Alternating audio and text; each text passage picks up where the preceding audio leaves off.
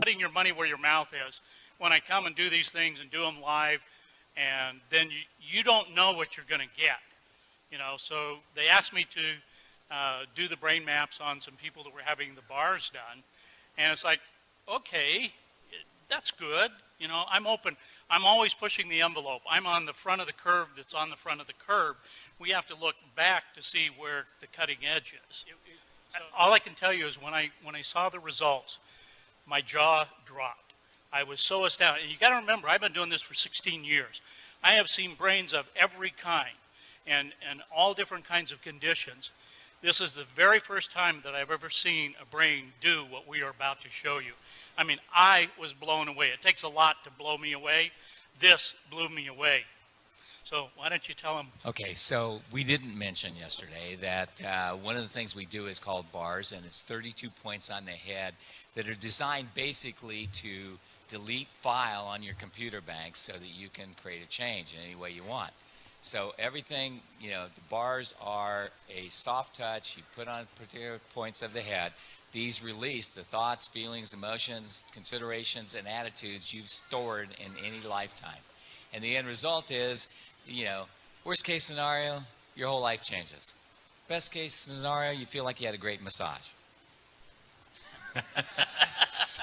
We have several different databases, ways that we can look at this information, and that adds a level of credibility and reliability. And so I'm going to show you all the different ways that we measure this. So we take an EEG, we put the cap on their head, and we measured all 19 electrodes. We did eyes closed, brain on task. Then they did the bars, and then we did it again right immediately after. Put the cap back on their head, measured eyes closed, brain on task. And I'm going to show you what happened. This is a normal brain map. And so this one is before. This was, and you can see the red area that's lit up. That's the area that we identify as PZ. And it's showing that it's, you know, roughly 3 standard deviations above what would be considered normal. So they did, I think it was an hour and a half of running the bars. And then immediately after that, we did it again. And here's what it looks like. Can you see a difference? Yeah, all right. So this was one measure that we were able to look at. Let's take another glance at something. It's called S-Loretta, and that stands for Scientific Low-Resolution Electromagnetic Tomography. But forget about that. Here's what it looks like. It came out showing us here, pointer down here where this little red line is, and this area is PZ. That's where it was lit up before. We have a different scale, and down here it's showing us that yellow is 3 standard deviations above what's normal. Well, we know it's at 2.7 hertz. It's in the delta range, so it's a low frequency, but down here it says it's 4.97.